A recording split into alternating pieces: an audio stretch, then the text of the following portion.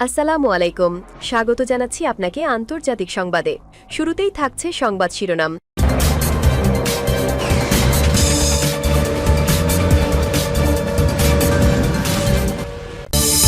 যুক্তরাষ্ট্রকে নেতানিয়াহুকে অপহরণ করতে বললেন পাকিস্তানের প্রতিরক্ষামন্ত্রী। এদিকে আগে গুলি পরে প্রশ্ন, গ্রিনল্যান্ড নিয়ে যুক্তরাষ্ট্রকে হুঁশিয়ারি। জানাবো বিশ্ব থেকে কার্যত বিচ্ছিন্ন ইরান, বিক্ষোভ দমনে কঠোর হুঁশিয়ারি খামেনির, বিচ্ছিন্ন করে দেয়া হয়েছে ইন্টারনেট। এছাড়া জানাবো ইউক্রেনে পশ্চিমা সেনা মোতায়েন হলে তারা বৈধ লক্ষ্য হবে বলেছে রাশিয়া। হলদিয়ায় নতুন নৌঘাঁটি, বঙ্গোপসাগরে ভারতের কৌশলগত প্রস্তুতি স্পষ্ট। সবশেষ জানাবো নিজ দেশেই চলছে অবিরাম পিটিএ হত্যা, ফের বাংলাদেশ নিয়ে নীতিবাক্য, বাংলাদেশ নিয়ে উস্কানোমূলক মিথ্যায় ভরা বক্তব্য ভারতের জায়সওয়ালের। শিরোনাম শুনছিলেন, এবার বিস্তারিত। যুক্তরাষ্ট্রকে নেতানিয়াহুকে অপহরণ করতে বললেন পাকিস্তানের প্রতিরক্ষামন্ত্রী। ইসরায়েলি প্রধানমন্ত্রী বেনিয়ামিন নেতানিয়াহুকে অপহরণ করার জন্য যুক্তরাষ্ট্রের প্রতি আহ্বান জানিয়েছেন পাকিস্তানের প্রতিরক্ষামন্ত্রী খাজা আসিফ। এ সময় নেতানিয়াহুকে মানবতার নিকৃষ্টতম অপরাধী হিসেবে আখ্যা দেন তিনি। বৃহস্পতিবার একটি টেলিভিশন সাক্ষাৎকারে খাজা আসিফ এই মন্তব্য করেন। আসিফ দাবি করেন, ইতিহাসে ফিলিস্তিনের গাজায় সংঘটিত নৃশংসতার সমতুল্য আর কোনো ঘটনা নেই। সাক্ষাৎকারে ভেনেজুয়েলার প্রেসিডেন্ট নিকোলাস মাদুরোকে যেভাবে সরিয়ে নেওয়া হয়েছে সেই উদাহরণ টেনে খাজা আসিফ বলেন, যুক্তরাষ্ট্র যদি সত্যি মানবতায় বিশ্বাস করে তবে তাদের উচিত নেতানিয়াহুকে অপহরণ করা। শুধু যুক্তরাষ্ট্র নয়, তুরস্কও এই পদক্ষেপ নিতে পারে বলে তিনি উল্লেখ করেন। আসিফ জানান, পাকিস্তানিরা এই মুহূর্তটির জন্যই প্রার্থনা করছে। আলোচনার এক পর্যায়ে তিনি নেতানিয়াহুর সমর্থকদের শাস্তি দেওয়ার বিষয়েও প্রশ্ন তোলেন। তবে সঞ্চালক হামিদ মির এই মন্তব্যকে ডোনাল্ড ট্রাম্পের প্রতি পরোক্ষ ইঙ্গিত হিসেবে মনে করে সতর্কতাস্বরূপ অনুষ্ঠানটিতে বিরতি ঘোষণা করেন।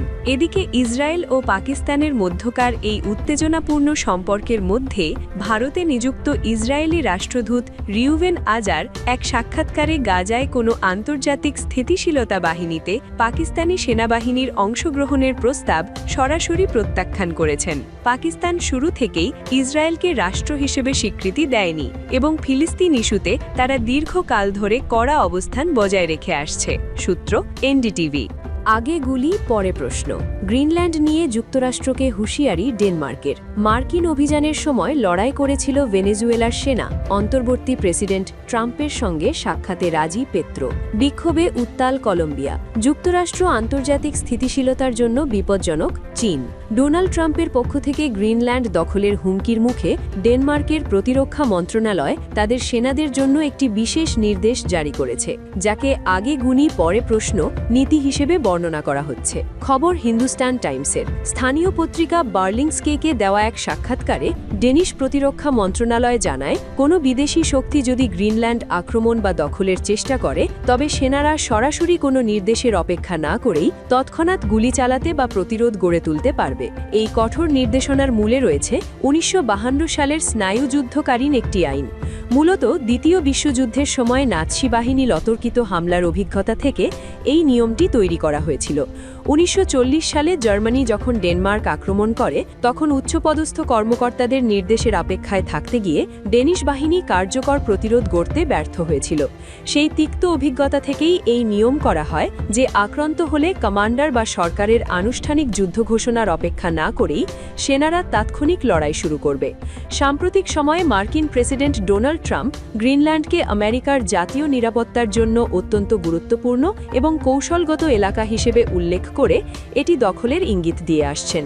বিশেষ করে ভেনেজুয়েলার নেতা নিকোলাস মাদুরোকে ক্ষমতাচ্যুত করার ঘটনার পর গ্রিনল্যান্ড নিয়ে তার হুমকি ডেনমার্ক ও ন্যাটোর দেশগুলোর মধ্যে ব্যাপক উদ্বেগ সৃষ্টি করেছে। ট্রাম্পের দাবি, গ্রিনল্যান্ড বর্তমানে রুশ ও চীনা জাহাজের সয়লাভ হয়ে আছে এবং ডেনমার্ক একা এর নিরাপত্তা দিতে সক্ষম নয়। যদিও ট্রাম্পের ঘনিষ্ঠ সহযোগীরা ডেনমার্ক ও গ্রিনল্যান্ডের প্রতিনিধিদের সঙ্গে হোয়াইট হাউসে বৈঠক করেছেন এবং মার্কিন পররাষ্ট্রমন্ত্রী মার্কো রুবিও জানিয়েছেন তারা সামরিক অভিযানের চেয়ে কূটনৈতিক আলোচনা বা ক্রয়ের বিষয়টিকে বেশি গুরুত্ব দিচ্ছেন, তবুও ডেনমার্ক কোনো ঝুঁকি নিতে চাইছে না। গ্রিনল্যান্ডের প্রধানমন্ত্রী জেন্স ফ্রেডরিক নিলসেন ট্রাম্পের এই ধরনের সামরিক হস্তক্ষেপের আলোচনাকে অসম্মানজনক বলে তীব্র নিন্দা জানিয়েছেন এবং ডেনমার্ক স্পষ্ট করে দিয়েছে যে গ্রিনল্যান্ড কোনোভাবেই বিক্রির জন্য নয়। বিশ্ব থেকে কার্যত বিচ্ছিন্ন ইরান, বিক্ষোভ দমনে কঠোর হুঁশিয়ারি খামেনির, বিচ্ছিন্ন করে দেয়া হয়েছে ইন্টারনেট। দেশজুড়ে ছড়িয়ে পড়া বিক্ষোভ প্রতিহত করতে ইন্টারনেট বন্ধ করে দিয়েছে ইরান সরকার, আর তাতেই বিশ্ব থেকে কার্যত বিচ্ছিন্ন হয়ে পড়েছে দেশটি।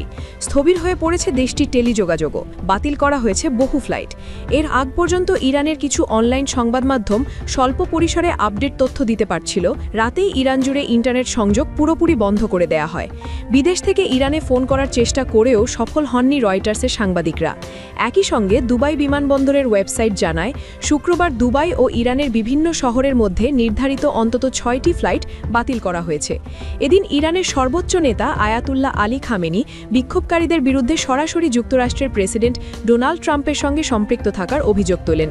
তিনি বলেন, দাঙ্গাকারীরা সরকারি সম্পত্তিতে হামলা চালাচ্ছে। খামেনি সতর্ক করে বলেন, বিদেশিদের ভাড়াটে দালাল হিসেবে কাজ করা কাউকেই তেহরান সহ্য করবে না। গত মাসের শেষ দিকে ইসলামী প্রজাতন্ত্রে মূল্যস্ফীতির ঊর্ধ্বগতি কেন্দ্র করে যে বিক্ষোভ শুরু হয়েছিল তা দ্রুতই গত 3 বছরের মধ্যে সবচেয়ে বড় আন্দোলনের রূপ নিয়েছে।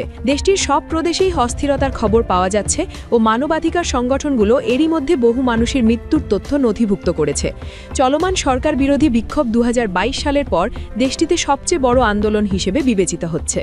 ইউক্রেনে পশ্চিমা সেনা মোতায়েন হলে তারা বৈধ লক্ষ্য হবে বলেছে রাশিয়া। যুদ্ধবিরতির পর ইউক্রেনে পশ্চিমা দেশগুলোর সেনা মোতায়েন করা হলে তারা রাশিয়ার বৈধ সামরিক লক্ষ্যবস্তুতে পরিণত হবে বলে হুঁশিয়ারি দিয়েছে মস্কো। বৃহস্পতিবার এক বিবৃতিতে একথা জানিয়েছে রুশ পররাষ্ট্র মন্ত্রণালয়। ব্রিটেন ও ফ্রান্স ইউক্রেনে যুদ্ধবিরতির পর একটি বহুজাতিক বাহিনী মোতায়েনের পরিকল্পনা ঘোষণা করার পর এই প্রতিক্রিয়া জানায় রাশিয়া। রুশ পররাষ্ট্র মন্ত্রণালয়ের বিবৃতিতে বলা হয়, ইউক্রেনপন্থী পশ্চিমা দেশগুলোর জোটের সাম্প্রতিক সামরিক উস্কানিমূলক ঘোষণা দিন দিন আরও বিপজ্জনক হয়ে উঠছে। বুধবার প্যারিসে অনুষ্ঠিত তথাকথিত কোয়ালিশন অফ দ্য উইলিং বৈঠকের প্রতিক্রিয়ায় এই মন্তব্য করে রাশিয়া। ওই বৈঠকে ব্রিটেন ও ফ্রান্স ভবিষ্যতে ইউক্রেনে সেনা মোতায়েনের বিষয়ে একটি ঘোষণাপত্রে স্বাক্ষর করে। ফ্রান্সের প্রেসিডেন্ট ইম্যানুয়েল ম্যাক্রঁ বলেন, প্রয়োজনে হাজার হাজার ফরাসি সেনা পাঠানো হতে পারে। অপরদিকে ব্রিটিশ প্রধানমন্ত্রী কিয়ার স্টারমার জানান, এতে এমন একটি আইনি কাঠামো তৈরি হবে যার মাধ্যমে ব্রিটিশ, ফরাসি ও মিত্র বাহিনী ইউক্রেনের ভূখণ্ডে কাজ করতে পারবে, ইউক্রেনের আকাশ ও সমুদ্র নিরাপদ করবে এবং দেশটির সশস্ত্র বাহিনী পুনর্গঠনে সহায়তা করবে।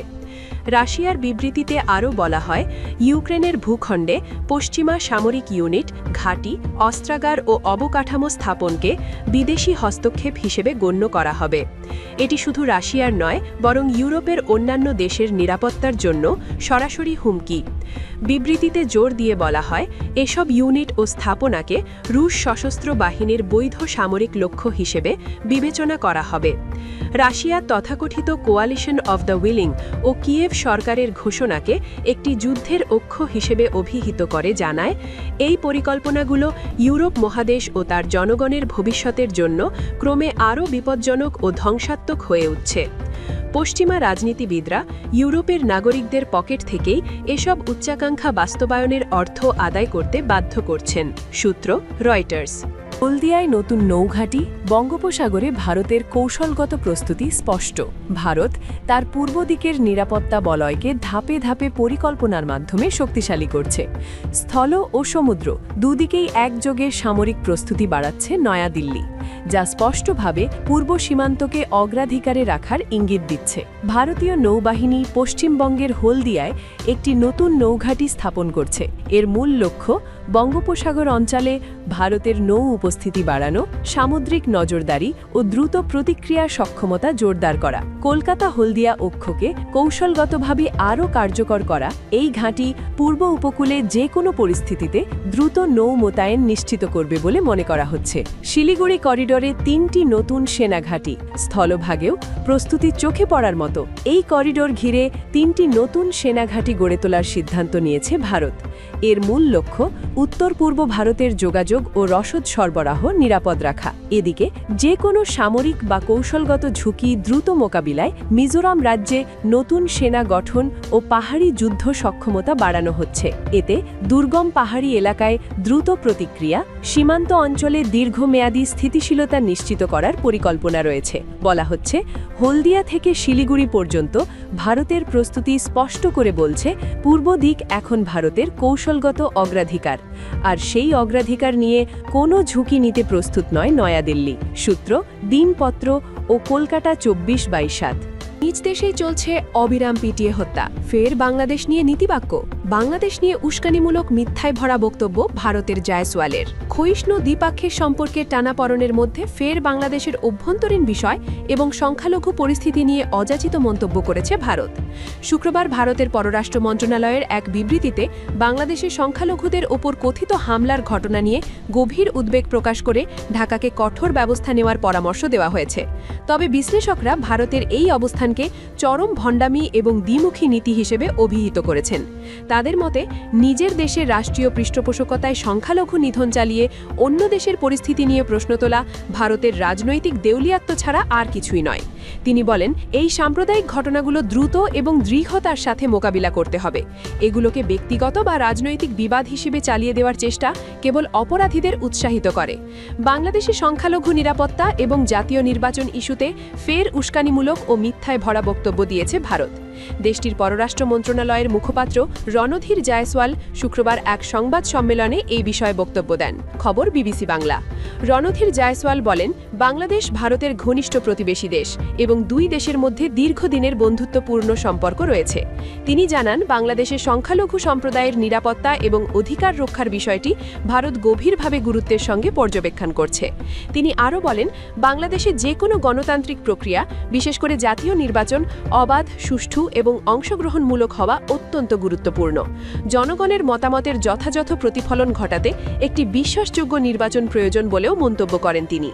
রণধীর জায়সওয়াল জানান, ভারত সবসময় চায় বাংলাদেশের স্থিতিশীলতা বজায় থাকুক এবং গণতান্ত্রিক কাঠামো শক্তিশালী হোক। একই সঙ্গে সংখ্যালঘু সম্প্রদায়ের ওপর কোনো ধরনের সহিংসতা বা নিপীড়নের ঘটনায় ভারত উদ্বেগ প্রকাশ করছে বলে জানান তিনি। তিনি আরও বলেন, বাংলাদেশ সরকারের সঙ্গে নিয়মিত যোগাযোগ রাখছে ভারত এবং পারস্পরিক স্বার্থ সংশ্লিষ্ট বিষয়গুলোতে কূটনৈতিক আলোচনার মাধ্যমে সমাধানের চেষ্টা করা হচ্ছে। বিশ্লেষকদের মতে, ভারতের এই বক্তব্য বাংলাদেশের সাম্প্রতিক রাজনৈতিক পরিস্থিতি ও মানবাধিকার বিষয়ক আন্তর্জাতিক আলোচনার প্রেক্ষাপটে উস্কানিমূলক হিসেবে দেখা হচ্ছে।